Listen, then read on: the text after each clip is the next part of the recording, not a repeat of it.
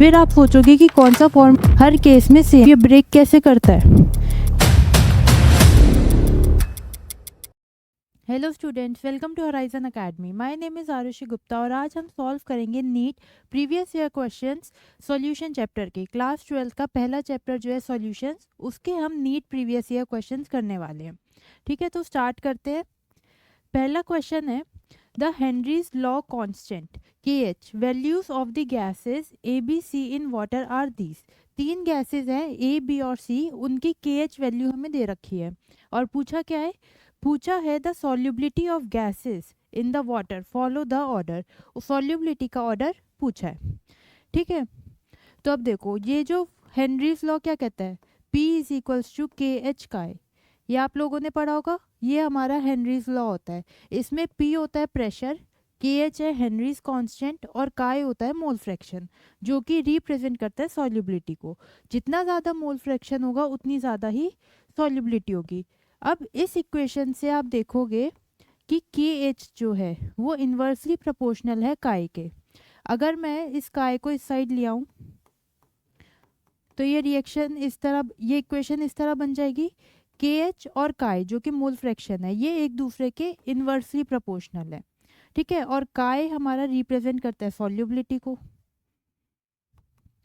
तो अब हमें इतना तो पता चल गया कि हेनरीज कांस्टेंट और मोल फ्रैक्शन या फिर सॉल्युबिलिटी बोल सकते हैं जिसको, इन दोनों में इन्वर्स रिलेशन होता है।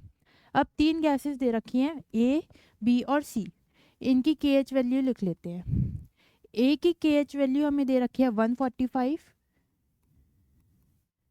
B की KH वैल्यू है 2 इंटू 10⁻⁻5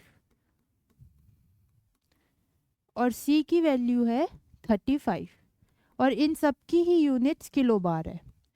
यूनिट्स पे आपको खास तौर पे ध्यान देना है। अभी इसमें सबकी यूनिट सेम है, अगर यूनिट सेम नहीं होती तो हम सबकी यूनिट सेम करते, या तो बार में करते या सबको किलो बार में करते। अभी सबकी सेम है, तो इसमें KH वैल्यू सबसे कम किसकी है, B की, क्योंकि यहाँ 10⁻⁻5 आ रहा है। क्योंकि B की KH वैल्यू सबसे कम है तो उसकी सॉल्युबिलिटी सबसे ज़्यादा होगी, तो B की सॉल्युबिलिटी सबसे ज़्यादा हो गई। उसके बाद नेक्स्ट C आएगा और सबसे आखिर में A आएगा, क्योंकि उसकी KH वैल्यू सबसे ज़्यादा है तो उसकी सॉल्युबिलिटी सबसे कम होगी। तो हमारी सॉल्युबिलिटी का ऑर्डर होगा B, C और A। कहाँ दिख रहा है हमें ऐसा ऑप्शन, ये रहा ऑप्शन B, C और A। ऑप्शन B हमारा करेक्ट होगा। नेक्स्ट क्वेश्चन पे चलते हैं। नेक्स्ट क्वेश्चन है, the correct option for the value of vapour pressure of a solution at 45 degree Celsius. Vapour pressure पूछा है उसने हमसे 45 डिग्री पे, और सोल्यूशन किस किस का है, बेंजीन का है और ऑक्टेन है। और benzene to octane molar ratio दे रखा है 3:2। जो जो हमें गिवन है वो लिखते चलते हैं। हमें उसने नेक्स्ट पेज पे लिखते हैं, बेंजीन इज टू ऑक्टेन का मोलर रेशियो 3:2 दिया है। मोलर रेशियो का मतलब है मोल्स का रेशियो। बेंजीन के मोल्स और ऑक्टेन के मोल्स, इन दोनों के मोल्स का रेशियो 3:2 है।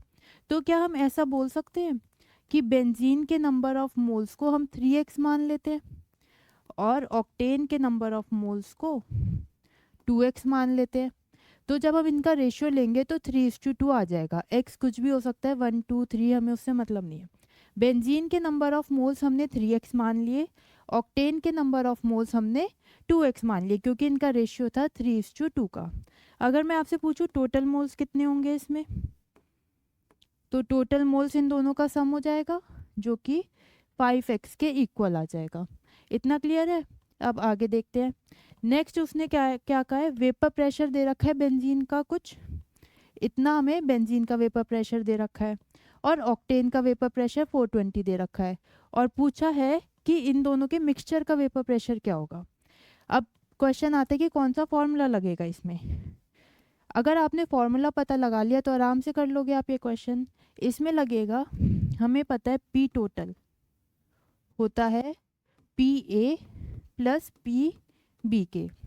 ठीक है, कोई भी एक सोल्यूशन है, सपोज कोई सोल्यूशन है जिसमें दो कंपोनेंट्स है A और B, तो टोटल प्रेशर A का प्रेशर प्लस B का प्रेशर, दोनों के प्रेशर का सम होगा।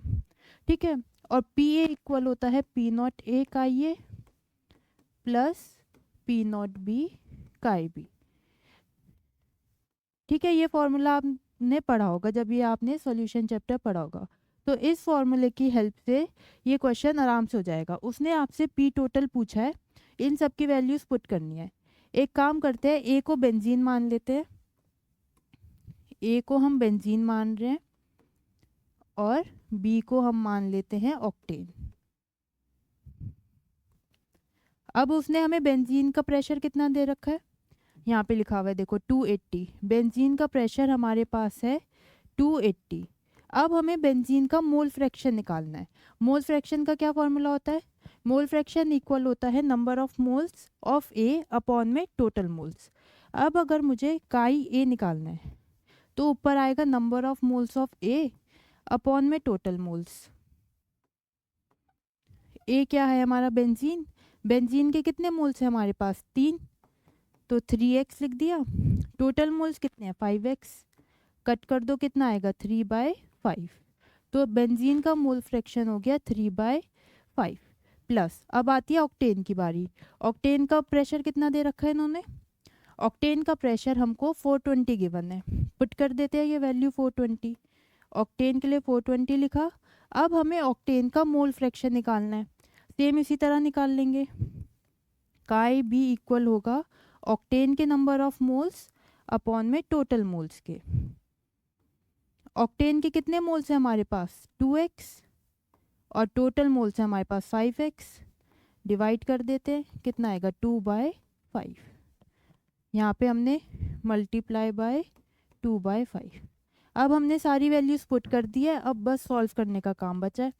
सॉल्व करते हैं, पहले 5 को इससे कट करेंगे, 5 5 25, 5 6 30, 56 इंटू 3 प्लस इसे सॉल्व करो 84 इंटू 2। जब आप इसे सॉल्व करोगे तो आएगा 168 प्लस 168, टोटल करोगे तो आएगा 326।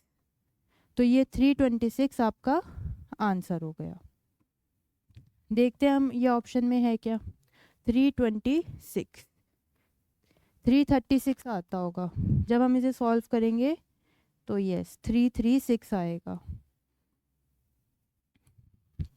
तो ऑप्शन डी हमारा करेक्ट हो जाएगा, 336 mm of Hg।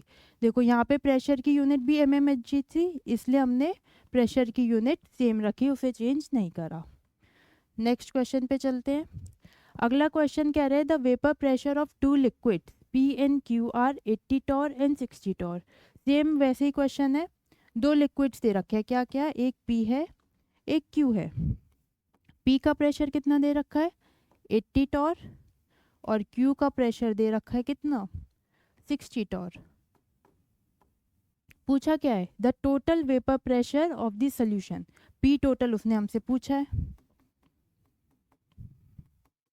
In questions को करने का तरीका यही है, पहले जो भी गिवन है वो लिख लोगे, क्या फाइंड करना है वो लिखोगे, फिर आप सोचोगे कि कौन सा फॉर्मूला लगेगा एंड देन उस फॉर्मूले की हेल्प से आसानी से ये क्वेश्चंस हो जाते हैं। टोटल वेपर प्रेशर हमें फाइंड करना है, पी टोटल हमें फाइंड करना है by mixing 3 moles of P. P के नंबर ऑफ मोल्स कितने हमारे पास 3 और क्यू के नंबर ऑफ मोल्स दे रखे हैं 2। क्यू के नंबर ऑफ मोल्स है हमारे पास 2। तो जो फॉर्मूला भी हमने लास्ट क्वेश्चन में लगाया था सेम वही फॉर्मूला लगेगा।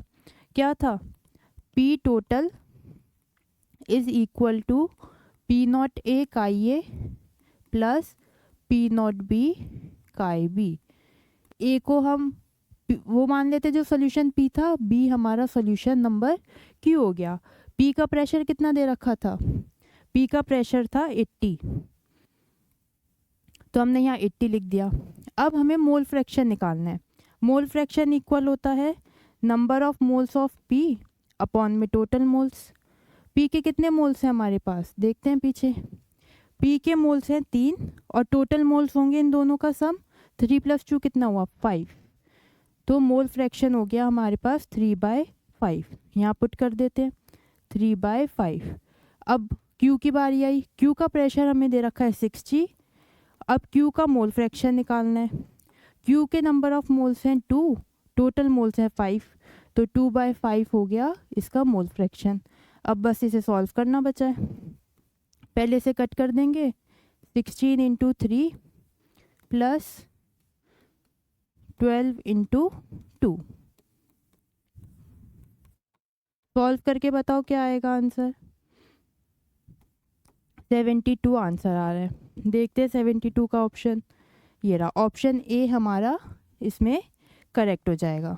ठीक है, नेक्स्ट क्वेश्चन की तरफ चलते हैं। नेक्स्ट क्वेश्चन है the plot of osmotic pressure pi versus concentration of a solution gives a straight line with slope this the temperature at which osmotic pressure measurement is done. पहले तो मुझे osmotic pressure का formula बताओ क्या होता है। हम सबको पता है ऑस्मोटिक प्रेशर होता है pi is equals to CRT। ठीक है, पढ़ा होगा आप लोगों ने ये, pi is equals to CRT। अब उसने क्या बोला है क्वेश्चन में, उसने एक ग्राफ प्लॉट करा किस किस के बीच में, ऑस्मोटिक प्रेशर जिसको पाई बोलते हैं, तो इसको हम y एक्सिस मान लेते हैं। ठीक है, वर्सेस दूसरा क्या था, कंसंट्रेशन मतलब C, इसको हम x मान लेते हैं। इन दोनों के बीच में उसने ग्राफ प्लॉट करा और उसको स्ट्रेट लाइन मिली। अब आपने पढ़ा होगा स्ट्रेट लाइन की इक्वेशन होती है y is equal to mx plus c। ये हमारी स्ट्रेट लाइन की इक्वेशन है। अब इसको और इसको अगर इस इक्वेशन 1 और इक्वेशन 2 इन दोनों को कंपेयर करो, पाई हमारा y है, c हमारा x है, तो m किसके इक्वल हुआ, r और t के। तो m हमारे पास इक्वल आया r t के, और m क्या होता है, m होता है स्लोप। ठीक है, ये हमें पता है ना, ये y है ये x है, m होता है स्लोप और c होता है इंटरसेप्ट स्ट्रेट लाइन की इक्वेशन में। अब हमारा स्लोप इक्वल आया r और t के। स्लोप की वैल्यू इन लोगों ने हमें दे रखी है, देखो ये दे रखी, स्लोप की वैल्यू कितनी है 25.73। तो हमारे पास आया m equal to R T. m slope है जिसकी वैल्यू है 25.73 litre bar mole inverse, equal to r की वैल्यू हमें पता है कितनी होती है। अब अगर आपने यहाँ r की वैल्यू ये पुट कर दी 8.314, तो आंसर हो जाएगा गलत। क्यों, क्योंकि ये वैल्यू जो होती है इस केस में यूनिट्स होती है जूल पर मोल पर केल्विन, इस केस में यूनिट्स होती हैं ये, और यहाँ पे जो हमें स्लोप है वो है लीटर बार में दे रखा है। तो हमें r की वो वैल्यू यूज़ करनी है जो लीटर और बार में होती है।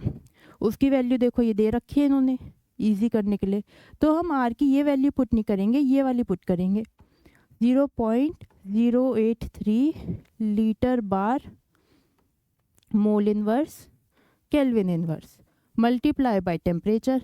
वो टेम्परेचर हमें निकालना है। अब इसमें देखो लीटर से लीटर कट कर सकते हैं, बार से बार कट कर सकते हैं, मोल इनवर्स से मोल इनवर्स कट कर सकते हैं। अगर हम 8.314 लेते तो हम जूल्स को और इसको कट नहीं कर सकते, फिर हमारा आंसर दूसरी यूनिट्स में आता। ठीक है, तो इसलिए यूनिट्स का ध्यान रखना बहुत इंपॉर्टेंट है।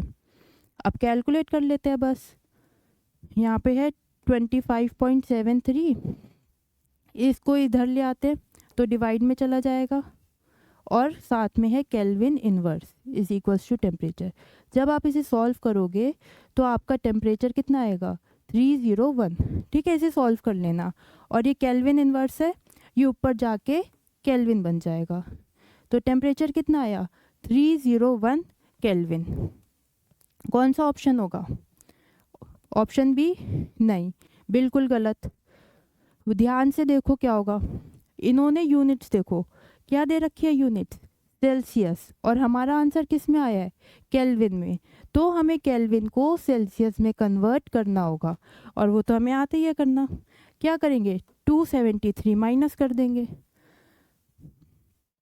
301 में से 273 माइनस कर देंगे, जो भी आंसर आएगा वो हमारा फाइनल आंसर होगा। क्या आएगा सॉल्व करके बताओ फटाफट। जब आप सॉल्व करोगे तो आएगा 37।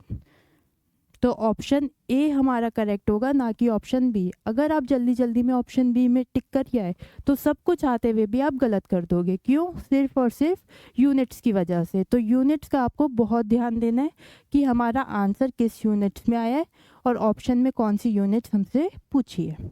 ठीक है, तो ऑप्शन ए इसका करेक्ट हो गया। अब आगे चलते हैं नेक्स्ट क्वेश्चन पे। नेक्स्ट क्वेश्चन है, the following solutions were prepared by dissolving 10 gram of glucose in 250 ml of water. इस क्वेश्चन में क्या करा है, उसने बोला है कि हमारे पास 3 सॉल्यूशंस हैं। उसने पहले सॉल्यूशन का नाम दिया P1, और P1 सॉल्यूशन क्या है, उसमें 10 ग्राम ऑफ ग्लूकोज है। क्या है? 10 gram of glucose in 250 ml of water. पहले सॉल्यूशन में 10 ग्राम ऑफ ग्लूकोज है 250 ml ऑफ वाटर में। फिर एक दूसरा सॉल्यूशन बनाया, उसका नाम रखा उसने P2, ये लिखा, और उसके अंदर 10 ग्राम ऑफ यूरिया डिसॉल्व किया गया। किस, और वाटर की अमाउंट सेम ही है 250 ml ऑफ वाटर। फिर तीसरा सॉल्यूशन बनाया P3, उसमें 10 ग्राम ऑफ सुक्रोज ऐड करा 250 ml ऑफ वाटर में। तो इस तरह से 3 सॉल्यूशन बनाए गए। अब क्या पूछा है उसने हमसे? उसने पूछा है the decreasing order of osmotic pressure. इन तीनों सॉल्यूशन का ऑस्मोटिक प्रेशर का ऑर्डर पूछा है। मुझे ये बताओ ऑस्मोटिक प्रेशर का फॉर्मूला क्या होता है? हमें पता है ऑस्मोटिक प्रेशर इक्वल होता है pi is equal to ICRT के। ठीक है, ये फॉर्मूला हम सब पढ़कर आए हैं। ये होता है ऑस्मोटिक प्रेशर का फॉर्मूला। इसमें पाई होता है ऑस्मोटिक प्रेशर, आई होता है वेंट ऑफ फैक्टर, सी है कंसंट्रेशन जो कि मोलैरिटी होती है, आर हमारा कांस्टेंट है और टी टेम्परेचर है। अब इन तीनों ही सॉल्यूशंस में अगर हम देखें ग्लूकोज, यूरिया और सुक्रोज, इन तीनों के लिए आई की वैल्यू 1 होती है। ये तीनों ही वाटर में डिसोसिएट नहीं होते, तीनों के लिए आई 1 है। तो हम आई को यहाँ पे हटा सकते हैं, आई का कोई रोल नहीं है क्योंकि आई तीनों ही केसेस में 1 है। तो हमारा फॉर्मूला रह गया pi is equals to CR और T। अब आर भी कांस्टेंट है, और क्योंकि टेम्परेचर की कोई बात की नहीं गई है क्वेश्चन में हमें कहीं भी टेम्परेचर नहीं दिख रहा, तो टेम्परेचर भी हम कांस्टेंट मान लेते हैं, रूम टेम्परेचर मान लेते हैं। तो आर और टी दोनों कांस्टेंट हो गए। मतलब हमारा जो ऑस्मोटिक प्रेशर है पाई, वो डायरेक्टली प्रोपोर्शनल है किसके? कंसंट्रेशन के। क्यों? क्योंकि आई भी कांस्टेंट हो गया 1, आर भी कांस्टेंट है और टी भी कांस्टेंट है। तो हमारा ऑस्मोटिक प्रेशर डिपेंड करेगा सिर्फ और सिर्फ कंसंट्रेशन पे। इन तीनों की हम क्या करेंगे? कंसंट्रेशन निकालेंगे, मतलब कि मोलैरिटी। सी क्या है यहाँ पे? कंसंट्रेशन, जो और कुछ नहीं मोलैरिटी है।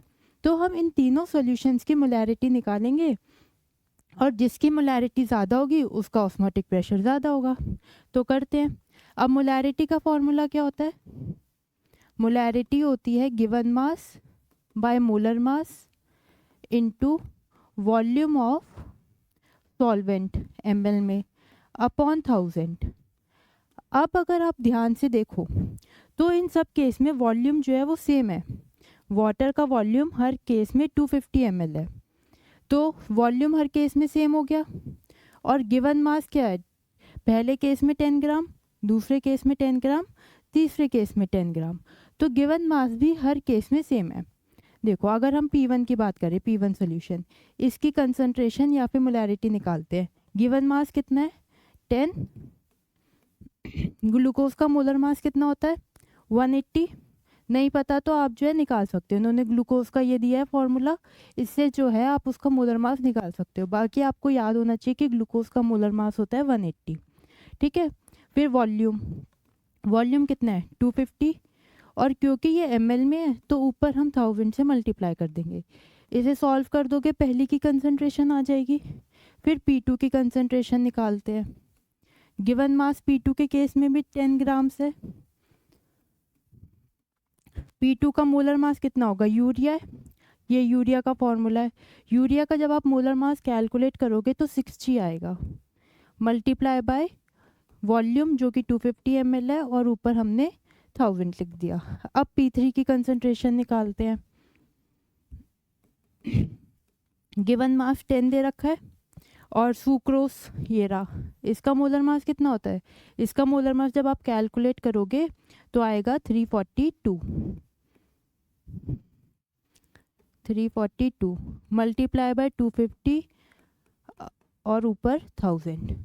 अब अगर हमें एग्जैक्ट वैल्यूज पूछी होती तब हम इस तरह से जो है कैलकुलेट करते इसे आगे और फिर सॉल्व करते, पर क्योंकि अब हमें एग्जैक्ट वैल्यूज पूछी नहीं है तो इसे कैलकुलेट करने की ज़रूरत नहीं है। एक तो आप क्या कर सकते हो, इन्हें कैलकुलेट करो। जिस केस में कंसंट्रेशन की वैल्यू सबसे ज़्यादा आएगी उसका ऑस्मोटिक प्रेशर ज़्यादा होगा, क्योंकि अभी हमने देखा कि कंसंट्रेशन जो है वो डायरेक्टली प्रोपोर्शनल आई ऑस्मोटिक प्रेशर के। जिसकी कंसंट्रेशन ज़्यादा उसका ऑस्मोटिक प्रेशर ज़्यादा आएगा। पर हमें यहाँ सिर्फ ऑर्डर में लगाना है। तो ये देखो 250, 1000 और 10, ये तीन वैल्यूज़ हर केस में सेम है, देख पा रहे हो। तो हमारी कंसंट्रेशन किस पे डिपेंड कर रही है, मोलर मास पे। ये बस मोलर मास सबका अलग अलग है, हमारी कंसंट्रेशन डिपेंड कर रही है किस पे, मोलर मास पे। अब कंसंट्रेशन इन्वर्सली प्रोपोर्शनल है मोलर मास के। यहाँ पे हमने कंसंट्रेशन लिखी थी, ये इन्वर्सली प्रोपोर्शनल है किसके, मोलर मास के। अब जिसका मोलर मास सबसे ज़्यादा होगा उसका ऑस्मोटिक प्रेशर क्या होगा, सबसे कम। ठीक है, मोलर मास ज़्यादा तो कंसंट्रेशन कम, कंसंट्रेशन कम तो ऑस्मोटिक प्रेशर कम। अब इन तीनों केसेस में सबसे ज़्यादा मोलर मास किसका है, ये लास्ट वाला 342। सुक्रोज के लिए मोलर मास मैक्सिमम आया, तो सुक्रोज का जो ऑस्मोटिक प्रेशर है वो मिनिमम होगा, सबसे कम। तो P3 सबसे कम होना चाहिए, ये रहा P3 सबसे कम और ये रहा। तो ये दो ऑप्शंस तो कट हो गए। फिर P3 का मोलर मास सबसे ज़्यादा है, उसकी कंसंट्रेशन सबसे कम, ऑस्मोटिक प्रेशर सबसे कम। देन ये P1 आना चाहिए, P3 फिर आना चाहिए P1, और P2 का मोलर मास सबसे कम है तो कंसंट्रेशन सबसे ज़्यादा तो ऑस्मोटिक प्रेशर सबसे ज़्यादा। तो ऑप्शन बी हमारा करेक्ट हो जाएगा। आपको अगर ऐसे समझ नहीं आ रहा तो क्या करो, इन सबको सॉल्व कर लो और फिर जिसकी कंसंट्रेशन ज़्यादा ही उसका ऑस्मोटिक प्रेशर ज़्यादा। पर पेपर में टाइम सेव करने के लिए और कैलकुलेशन ना करनी पड़े इसके लिए आप क्या कर सकते हो, ये यूज़ कर सकते हो। हमने ये रिलेशन निकाल लिया इनके बीच में, मोलर मास इन्वर्सली प्रोपोर्शनल है ऑस्मोटिक प्रेशर के। तो अब मोलर मास देख लेंगे, जिसका मोलर मास ज़्यादा उसका ऑस्मोटिक प्रेशर कम। ठीक है, नेक्स्ट क्वेश्चन पे चलते हैं। नेक्स्ट क्वेश्चन है the freezing point depression constant of benzene is इतना। हमें KF की वैल्यू दे रखी है। ये जो freezing point depression constant KF है 5.12 केल्विन kg मोल इनवर्स, ये हमारी KF की वैल्यू है। फिर the freezing point depression for the solution of molality, molality दे रखी है हमें कितनी, 0.078 molar containing non electrolyte solution. Non electrolyte solute का क्या मतलब है, I की वैल्यू 1 है। नॉन इलेक्ट्रोलाइट मतलब वो जो है ब्रेक नहीं करेगा और उसके लिए I की वैल्यू 1 होगी। इन बेंजीन इज, पूछा क्या है उसने, फ्रीजिंग पॉइंट हमसे पूछा है, फ्रीजिंग पॉइंट पूछ रहा है और ये सारी वैल्यूज गिवन है। कौन सा फॉर्मूला लगेगा बताओ, पता है आप सबको, delta TF is equals to KF/m, ये हमारा फॉर्मूला होता है। डेल्टा TF है depression in freezing point, freezing point में कितना डिप्रेशन आया, डिक्रीज हुआ। KF होता है हमारा कांस्टेंट और M हो गई मोलैलिटी। सॉल्व करते हैं। KF की वैल्यू हमें दे रखी है कितनी, 5.12 और मोलैलिटी दे रखी है 0.078। और डेल्टा TF की जगह क्या आता है, TF of solution minus TF of pure solvent. Solve करते हैं। जब आप इसे सॉल्व करोगे तो ये 0.039 आएगा, जिसको हम अप्रॉक्सीमेटली 0.04 बोल सकते हैं। 0.4 ये आएगा 0.39, जिसको हम बोल सकते हैं अप्रॉक्सीमेटली 0.4। तो कौन सा ऑप्शन हो जाएगा, 0.4 केल्विन। ऑप्शन सी हमारा करेक्ट हो जाएगा। अब नेक्स्ट क्वेश्चन पे चलते हैं। नेक्स्ट क्वेश्चन है हमारा, if molality of dilute solution is doubled, the value of molar depression constant will be। कह रहा है कि मोलैलिटी को डबल कर दिया गया तो KF की वैल्यू पे क्या असर पड़ेगा। KF की फुल फॉर्म बताना मुझे क्या होती है, KF होता है कांस्टेंट। कौन सा कांस्टेंट, अभी पिछले मोलर डिप्रेशन कांस्टेंट। अब कांस्टेंट है तो इसकी वैल्यू फिक्स रहेगी, चाहे मोलैलिटी डबल हो जाए, चाहे हाफ हो जाए, चाहे कुछ भी हो जाए, ये जो है अनचेंज्ड रहेगा, इस पे कोई फर्क नहीं पड़ेगा। तो आंसर ऑप्शन सी हमारा करेक्ट होगा। ठीक है, ये जो है कांस्टेंट है, इसकी वैल्यू डिपेंड नहीं करती है मोलैलिटी पे, ये सॉल्वेंट पे डिपेंड करती है। अलग अलग सॉल्वेंट के लिए अलग अलग केएफ वैल्यूज़ होती है, ठीक है। जैसे वाटर के केस में इसकी वैल्यू होती है 5.12, किसी और सॉल्वेंट के लिए कुछ और होती है। तो ये मोलैलिटी पे डिपेंड नहीं करती, तो हम मोलैलिटी को चाहे डबल करें चाहे ट्रिपल करें, इसकी वैल्यू अनचेंज्ड ही रहेगी। नेक्स्ट क्वेश्चन देखते हैं। नेक्स्ट क्वेश्चन है, which among the following aqueous solution of electrolytes will have minimum elevation in boiling point? boiling point का फॉर्मूला बताओ पहले तो मुझे। boiling point का फॉर्मूला में पता है, delta T B is equals to I K B M. ये इसका फॉर्मूला होता है। डेल्टा टी बी होता है increase in the boiling point, I हो गया हमारा van't Hoff factor, K B constant हो गया और एम हो गई मोलैलिटी। अब उसने हमें ये 4 सॉल्यूशंस दिए हैं और पूछा है डेल्टा टी बी मिनिमम किस केस में होगा। डेल्टा टी बी मिनिमम किस केस में होगा? पहले ऑप्शन ए की बात करते हैं। इसमें हमें दिया हुआ है 0.05 MnACl। अब क्योंकि इसने मोलैरिटी दे रखी है और क्वेश्चन में मोलैरिटी होती है, हर जगह मोलैरिटी है, तो हम इसको मोलैरिटी भी लिख सकते हैं। वैसे तो मोलैरिटी ही होता है, पर कुछ केसेस में हम इसे कैपिटल एम भी लिख सकते हैं, ठीक है। तो पहले की बात करें तो इसके लिए डेल्टा टी बी की वैल्यू क्या आएगी? NaCl के लिए आई क्या होगा? 2, क्योंकि हमें पता है NaCl ब्रेक करता है Na प्लस और Cl माइनस में, 2 आयंस में ब्रेक करा, तो आई हो गया 2।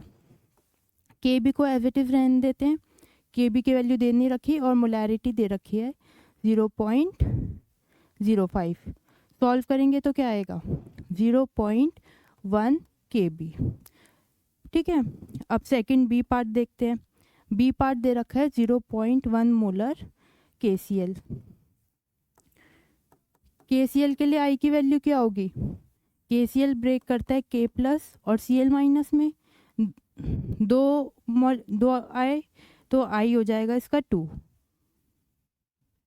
Kb एज इट इज़ रख दिया और मोलैरिटी है 0.1। सॉल्व करेंगे तो आएगा 0.2 Kb। अब इसी तरह ऑप्शन सी और ऑप्शन डी के लिए निकालते हैं। ऑप्शन सी की बात करें, MgSO4। MgSO4 ब्रेक करेगा किस में? Mg2 प्लस और SO4 2 माइनस। आई की वैल्यू इसके लिए 2 आएगी। डेल्टा टी बी क्या हो जाएगा? आई की जगह 2 पुट करा, Kb की जगह Kb ही रहने देते हैं और मोलैरिटी कितनी दे रखी है? 0.1। सॉल्व करने पे आएगा 0.2 Kb। अब लास्ट बचा डी। डी के लिए कैलकुलेट करते हैं। NaCl अभी देखा था, ब्रेक करेगा Na प्लस और Cl माइनस में, तो इसके लिए आई की वैल्यू क्या होगी? 2 रख देते हैं। डेल्टा टी बी, आई की वैल्यू हो गई 2, Kb एज इट इज़, और मोलैरिटी कितनी दे रखी है? 1। तो आंसर आया 2 Kb। अब उसने क्वेश्चन में क्या पूछा है हमसे? उसने पूछा है मिनिमम एलिवेशन किस में होगा। डेल्टा टी बी सबसे कम किस में होगा? देखो सबसे कम किस में आया है। पहले केस में आया है हमारा delta T B 0.1 Kb। Kb की वैल्यू फिक्स होती है, तो Kb को इग्नोर कर दो। 0.1 देखो, ए केस में आया 0.1, बी में है 0.2, सी में है 0.2 और डी में है 2। इनमें से मिनिमम कौन सा है? सबसे कम वैल्यू कौन सी है? ऑब्वियसली ये ए वाली 0.1, ये सबसे कम है, तो ऑप्शन ए हमारा करेक्ट हो जाएगा। ऑप्शन ए करेक्ट हो जाएगा। अगर सपोज वो पूछता कि मैक्सिमम बताओ, तो हम क्या करते? इन चारों को देखते और इन चारों में मैक्सिमम कौन सा है? Option D 2। तो अगर वो पूछता मैक्सिमम तो ऑप्शन डी होता। अब उसने पूछा मिनिमम, तो देखेंगे मिनिमम किस केस में आया? इस वाले में, तो ऑप्शन ए हमारा करेक्ट हो जाएगा। आगे चलते हैं अगले क्वेश्चन की तरफ। नेक्स्ट क्वेश्चन है, इसने पूछा है the went Hoff factor I for dilute aqueous solution of strong electrolyte barium hydroxide is. बहुत आसान है, उसने आपसे बेरियम हाइड्रोक्साइड का वेंट ऑफ फैक्टर की वैल्यू पूछी है। अगर आपको पता है बेरियम हाइड्रोक्साइड का फॉर्मूला क्या होता है तो आसानी से हो जाएगा। देखो, बेरियम हाइड्रोक्साइड होता है BaOH2, ये होता है बेरियम हाइड्रोक्साइड। ये ब्रेक किस तरह करेगा? ये ब्रेक करेगा Ba2 plus and 2OH minus, इसमें ये ब्रेक करता है। कितने आयन्स हो गए टोटल? एक आयन हो गया बेरियम का और 2 आयन हो गए हाइड्रोक्साइड के। टोटल हो गए हमारे पास 3 आयन्स। तो आई की वैल्यू कितनी हो जाएगी 3, तो 3 पे टिक कर देते हैं, ऑप्शन डी हमारा करेक्ट हो जाएगा। नेक्स्ट क्वेश्चन देखते हैं। नेक्स्ट क्वेश्चन है which of the following 0.1 molarity दे रखी है aqua solution, which one will exhibit largest depression in freezing point. अभी सिमिलर क्वेश्चन अभी हम थोड़ी देर पहले करा, जिसमें उसने पूछा था बॉइलिंग पॉइंट का depression, boiling point minimum elevation in boiling point. अब उसने पूछा है फ्रीजिंग पॉइंट। फ्रीजिंग पॉइंट का फॉर्मूला बताओ मुझे क्या होता है। हमें पता है फ्रीजिंग पॉइंट होता है डेल्टा टी एफ आई के एफ एम के इक्वल। अब इन चारों सॉल्यूशंस के लिए मोलैलिटी सेम है, उसने दे रखी है, सबकी मोलैलिटी कितनी है 0.1, तो डेल्टा टी एफ मोलैलिटी पर तो डिपेंड करेगा नहीं क्योंकि सबकी मोलैलिटी सेम है। के एफ क्या है कांस्टेंट, तो के एफ भी कांस्टेंट हो गया, एम भी कांस्टेंट हो गया। Delta T F directly proportional हो गया आई के। ठीक है, उसने क्या पूछा है लार्जेस्ट, जिसके लिए आई की वैल्यू सबसे ज़्यादा होगी उसका डेल्टा टी एफ सबसे ज़्यादा होगा और वही हमारा आंसर होगा। तो सबके लिए आई निकालते हैं बस। अगर हम ऑप्शन ए की बात करें के सी एल, ये ब्रेक करेगा के प्लस और सी एल माइनस में, दो आयन्स दिख रहे हैं, एक के का एक सी एल का, आई की वैल्यू हो गई 2। बी की बात करें C6H12O6, किसका फॉर्मूला है ये ग्लूकोज का, और ग्लूकोज हमें पता है ब्रेक नहीं करता, ये आपको याद करना पड़ेगा। ग्लूकोज एक नॉन इलेक्ट्रोलाइट सॉल्यूट है, वो ब्रेक नहीं करता, तो इसके लिए आई की वैल्यू होती है हमेशा 1। ऑप्शन सी की बात करते हैं। ऑप्शन सी है हमारे पास Al2SO4 3, ये ब्रेक करेगा Al3 प्लस के 2 मोल्स प्लस SO4 3 माइनस के SO4 2 माइनस के 3 मोल्स, ये इस तरह से ब्रेक करेगा। एल्यूमिनियम के कितने आयन्स दिख रहे हैं 2 और सल्फेट के 3, टोटल हो गए हमारे पास 5, तो थर्ड केस में आई हो गया 5। लास्ट वाला ब्रेक करके बताओ क्या होगी इसकी आई की वैल्यू। लास्ट है हमारे पास K2SO4, ये ब्रेक करेगा K प्लस और SO4 2 माइनस, और क्योंकि यहाँ 2 पोटेशियम है तो 2 लगा देंगे, 2 हमें पोटेशियम दिख रहा है, एक सल्फेट, टोटल हो गए 3, तो आई की वैल्यू हो गई 3। अब उसने हमसे लार्जेस्ट फ्रीजिंग पॉइंट पूछा है, तो जिस केस में आई की वैल्यू सबसे ज़्यादा होगी उसका फ्रीजिंग पॉइंट सबसे ज़्यादा होगा। पहले केस में 2 है, फिर 1 है, फिर 5 है और फिर 3 है, तो ऑप्शन सी में आई की वैल्यू 5 है जो कि लार्जेस्ट है, तो इसका फ्रीजिंग पॉइंट मैक्सिमम होगा। तो कौन सा ऑप्शन हो जाएगा, ऑप्शन सी हमारा करेक्ट हो जाएगा। तो यहाँ पे हमारे क्वेश्चंस ख़त्म होते हैं। आई होप आप लोगों को समझ में आया होगा। Thank you very much for watching.